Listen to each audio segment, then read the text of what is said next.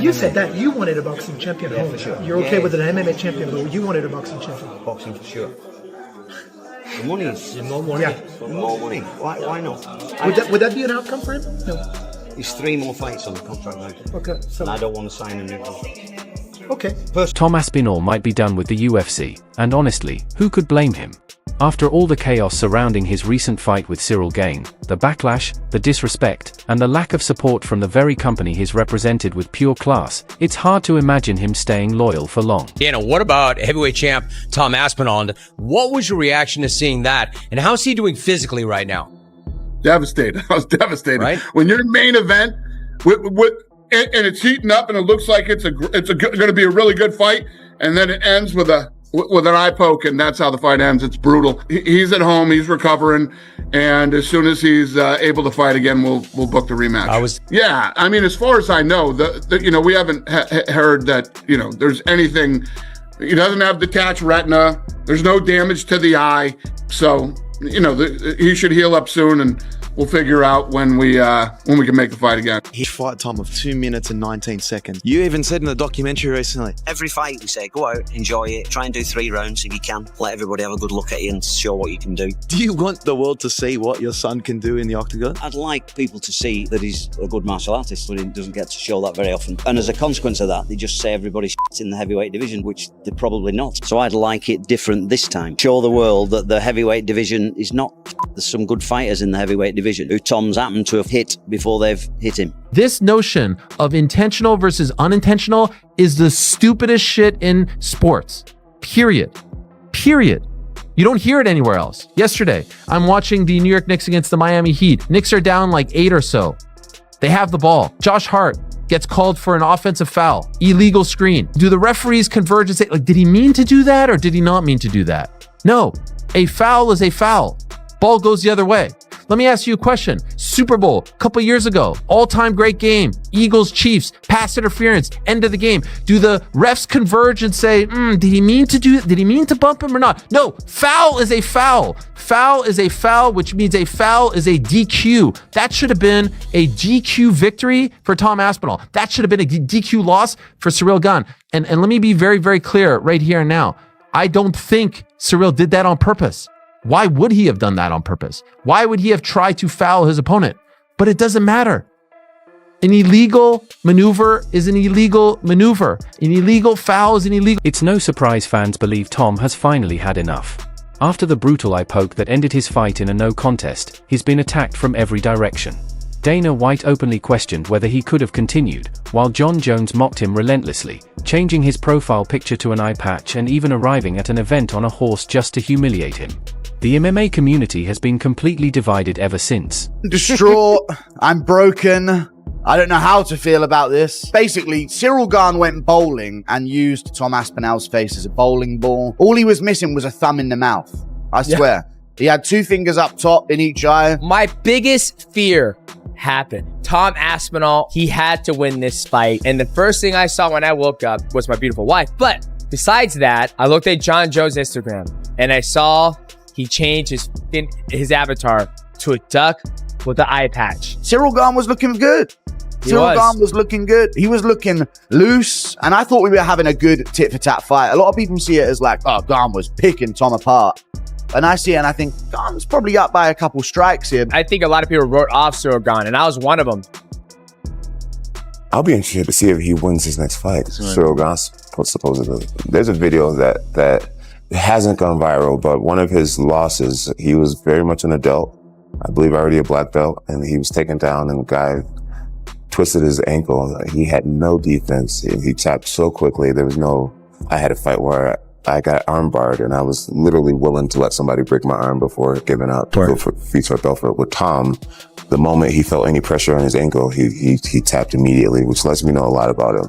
The main event was a nightmare. I think that after the Jones fight, a lot of people wrote Cyril Gane off.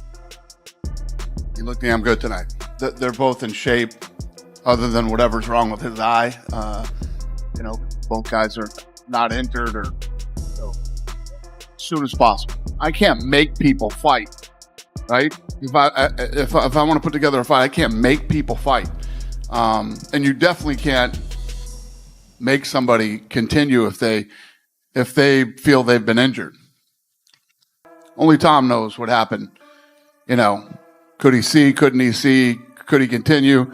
Only he knows that. Fight just got over however long ago. What makes sense is to do the rematch. It makes sense. Sitting here tonight, I say, yeah, that makes sense. I'm not saying that's what's going to happen. Anything can happen between now and, when I get him. We're not talking this Tuesday. I go from here to Saudi. I go to Qatar, then Saudi. I'm still here for another 8 or 9 days. So I don't know what's going to happen. I'm not saying anybody's going to be a number one contender outside of Cyril Gane. I don't know. But right here, right now, being honest, which I never do this ever, is talk about, what next fight's going to happen. Some are calling Tom a quitter, while others defend him as the true professional he's always been. But behind the scenes, tensions are boiling. Tom's father, Andy Aspinall, recently revealed that he doesn't want his son to stay in the UFC much longer. Event on a white horse. The white horse has an eye patch. I'm actually rather proud of John Jones. This was awesome. So John is taking this shot at Aspinall. It would seem as though he wants to fight Aspinall. The reason that is so poetically beautiful is John is working towards getting a fight with Aspinall, the very guy who they've been trying to get him to fight all along. I thought the direction that we were going was John Jones versus Alex Pereira. And then I saw John Jones ride a white horse into an event with an eye patch. It would be an interesting question to ask Tom. Hey Tom, would you rather fight Cyril Gane in a rematch, or would you rather fight John Jones, who appears to be ready and wanting that fight? The best part about fouling, right, is that it works. So the best thing you can do is keep your head in the game, and I'll do everything I can to manage. All that training for that? Yeah. Don't worry about it. Trying to be okay, mate. What is he doing? The left one was really deep. The left one was really deep. Sorry. Yeah, sorry, you got one for it. Yeah, twice before he got one for it. Yeah. Mike Bisping, he lost his eye. It's just a horrendous thing to think as a parent, really. And I know what it's like these days with people saying what they want, but if it's just your son and they could lose an eye and their health and they've got children to look after, something needs doing about it. Yeah, it's horrendous for me to look at that.